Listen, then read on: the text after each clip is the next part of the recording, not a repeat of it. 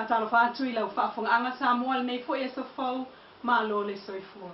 Le tautua fai pea lau Samoa Entertainment TV mai Samoa ai usi mai alfafonga alfapoponga ona tamua yene yaso. O le umusanga o le vaita ele o le fionga tufulele le so le sivaenga o polkalame fanga solo o me fai le strofi se fulufitu o ke topa mo le fionga le pale mia i ana saunua ngalo ia. O le vaita ele leo lo o itafaala lava ile anga ia tul mlaiva lele mai ua whamawina o stasile atina e ua whatino mai se vaenga o le miliona tala le itu malo ngalo ngā atina el malo. Masaunua ile fionga fia mena o mta afa e tali vala au leo le wha moe ile tau le tasi ile aso tofi se fulufitu o ke topa. E ieitu si whapitoa le o mai atusia ma whai sao i ai vaenga o tamali i tomai whapitoa Samoa o whaingoa ole the whole of life way. E whaatau le sila fia ma meto tia ai o manatu whaatau i tali tununga whaalea nganga muatina e whail Pasifika. O le tusi mua lea o lea i tu ainga i lo tato i tulangi o whaamawina ai le loloto o le vainga i tutono o mea whai i le Pasifika. O le ono i le afiafi o le stofi sulfito o ke topa, le ua whaatino ai lea whaalau i loa whaapitoa ma whaalau li ai foi, le fionga le pale mia fia mena o mimata afa, ai o le au whaasalalau. Reportu su e le NUS Electoral Theatre di Tasi o Tasi. O sa saole sa tofi lava le sa sulfito o ke topa le o sa unua whaapitoa ai. Ia le fionga le pale mia i te talaina leo le Regional Terminal i Faleolo, po le isi whalo le mlai vale le whawao malo i Faleolo mo malanga taunu umai le tato i tulangi.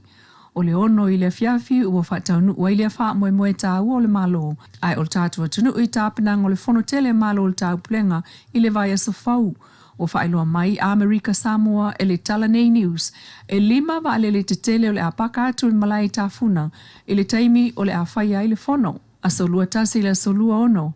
O ta uai le pulo le mlai vaalele le lipoti lea le sunga ta vita fui maono o vaalele o le apaka atu i tāfuna e au fiai le vaa mai Britania o le vaa Pakistana, Ausitalia, Singapore ma Eswatini le stete o Afrika. O le asolua se fulo e amata taunu o i vaa ne i tutuila i le umai o na tuu ana pase se i Faleolo ma nonofo lava le au vaa i Amerika Samoa se ia mai alfontanga. O le afianga o whaatoanga po o fua o whaeleleanga i tolu. O le tātua tunu o iei le niu o le koko ma le talo i Samoa. Le aunga o le mana onga o ta i tai o le mtanga luenga o whaatoanga mwhai ngā whaiva. I le fono ma le FAO po le Food Agriculture Organisation o lo whai Roma. O le fiafi nei le aso lulus fuluono o ke topa i Loma le anataliano ia mai ai. Le fionga minsta o whaatoanga la au le mali e toa le wate plaita e Valforsi Schmidt. Ina ua fesilingia le atamua news e se tala la tamai o le lato misiona. O nei le tau le fitu, o nei le fiafisa presentalo i el tato investment plan. Ia ma leo ua mai au na folosia i lumo lau a fono presentation umasai ai le tato FAO. Ia ma investors Tele male no you investors le FAO i le lalolangi. O lo ua tapena ia le lato whaaiunga e winga le tato proposal le na mai talo koko ia maleniu e le ise anganga masalsalo e tula ise tula ngor taumatenga. We are presenting already to the hands of the FAO lato te whaiele fetuna ingo investor e watu so swani. So they will report back to us in due dates ma watu e lorfa tulangana Ola wala e maua toef so swani al tato presentation. Anga itonu lava capacity ia e meise me ola e maua i Samoa. E winga le redevelopment to the commercial level of products here tolu. E maua le layer cocoa is one of our prime products. Our prime products. Taro is our prime products. So ia ile mauti no ola e maua tu ia ilato ola teu whawhenga luenga lato to build developing o tūlanga ia. E le lalo ifo o le tais furu miliona budget. Mo meta itasi le wa meltato plan i le anga inga o le tupe amatai. Sauno fo ila auli o le fono le ua watu iai le investment plan a Samoa. O le asolona lua na leila le na whaulua tuai loa lo lato manaonga. Mai sa maua foi le hawa noe wheloa i tuai. Ma le whaatonua wao le FAO lau langi ai o nisi whaalapo tonga te tele o lo soani mai i a Samoa. Le isi lea la sanga e sanga si tia ili tūlanga o whaatoanga ilu tātua tunu ai maise o le whaapisi ni sina lea. Ai maise ai o oloa tāua tau whaatoanga a Samoa e iei niu koko ma le talo. O le tala toi tuli loa le malanga whaamai taimi lea na tātulua e watu na nafi. Na tu e o ese ma Samoa mo Australia i le sulfa o ki topa le mabea o le solua le na tenei. O le toa se lau tolu se fulo i la towi o li imtamai tai.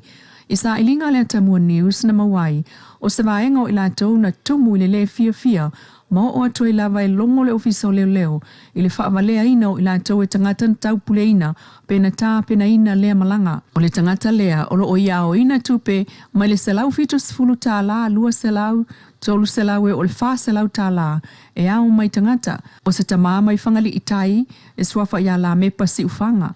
Ele imanuia le tātou tamo whai sota i atu i ailan telefoni le son nafi pe tai. O whaamtalanga mai se vaenga o le au piki lea na iao ina la tutupe o tā uailunga na amata mai ai uni o le tausanga nei o na ta ue alua i le au malanga. Alua ai whapea e o le masino iulai. Ma tolo mai ai lava i masina sa so mai. Ai whao popo lava tangata e watu i tutonu. Mai sa whai fo i ala to fono. O fono e whai solo lava. Sa whai a leisi le tutu i le loto. Sa whai leisi fono i tua mauta le malo i pia. Sa whai leisi fono i le poto le falma i tele mto tua. O nā fono, e iai lava le tangata e avatu whapea o le tangata atu le ofisa e whaia whaamala manga o tūlanga tau le malanga. Sa tātou fisiringia le ofisa malanga i se sootanga mai o lo tālia se tāli mai le li pule. Peitai, ele aso lulu o le vai aso nei se fulu ono o kitopa. Le antātou lua e watua ai le nei li poti. Na o atuai se vaenga o li imtamai ta i le ofisa o leo leo. Na fisiringia o lato tusi fulau ma wala awa ilo le sunga la me pasi ufanga o whangali e watu tusi fulau. Ele i o atu le ofisa o leo leo e watu tusi ia. Ai sa aluane le teine i le taulanga e piki atuai. O le aso e tue whaawa wai. Ona tusi whaaseale au malanga lea i le ofisa o leo leo. Na tā ua e nei whanau o whaafia o na whaia lato suawai. O lato whaatau ngā trips o koko Samoa, ma tāpenanga māsani ai lava. Ai o lea whaato amau tinoa lava ana nafi, o le tau whaavalea le na whai i a lato. Ina ua o atu le ofisa o le malo o ngawha malisia kio au malanga, e le se lato au malanga o tu e alu. E o lava fo i le pepa na tu whaatu i a lato, o le taimi o le vaalele, i le wha i le vavea o le sunga fua, se fulu wha o kitopa. Mai whaleolo mō sini e tau nuu, i le valu whaasfulu i le tai au, ma folai o leisi pol kalame tu whane pe atau nuu i sini. Ai mulmuli ane ai loa longo atu, wa le o le au malanga. Ai ua tau nuu i upolu, i la tau na malanga mai savai. Aso lua loa tau whaiusi le ofisa o leo leo, e longo i le whale tonu lea.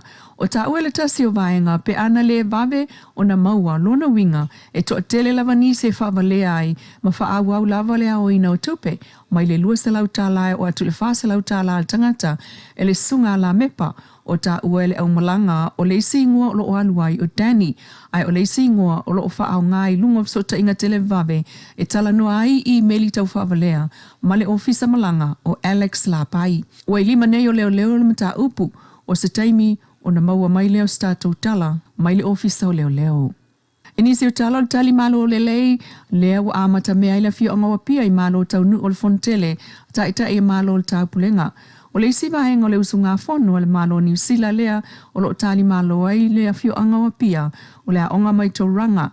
Na whaatali i le awa whaafeilua i aloa ia, e le fio anga ma sa whaia le nā whaatali, i le malae o le whaawoa saina ma Samoa, le friendly park i Autafa, o le nu o tūlisi le fau, i tua maota o le malo. Ma sa uno ai le suyo New Zealand i Samoa, le komisina mawalunga le sunga si alei vantua, e whaafetai le whaaloalo mawalunga le fio anga wapia, o le sunga le pulinu uia tu le tufunga, na whai mafufunga o le fiafi, a mata lea fsanga inga i le ono, whaifo le la, ua paolo ngia fo i le malai, tua mauta le malo ma wha umai, i whaafiafianga o whai ngā siva, mai le au siva apia, ai o le au siva fo i le onga tauranga, ma pese ngā maalie.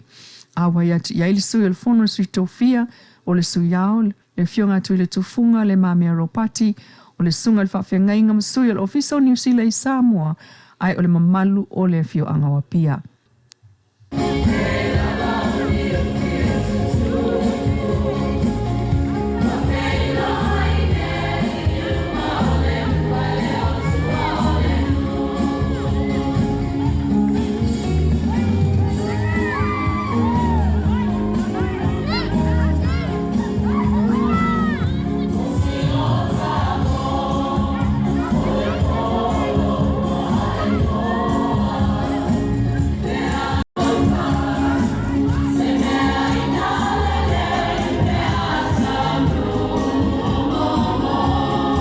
tali whaaloalo le whioanga ua pia I le au malanga mo le Choco mai New Zealand. Pia pia ai teine o le a whioanga ua pia I nei teimi I luma moto le malo. Ina ua mai ai ia le ava o le whilo inga.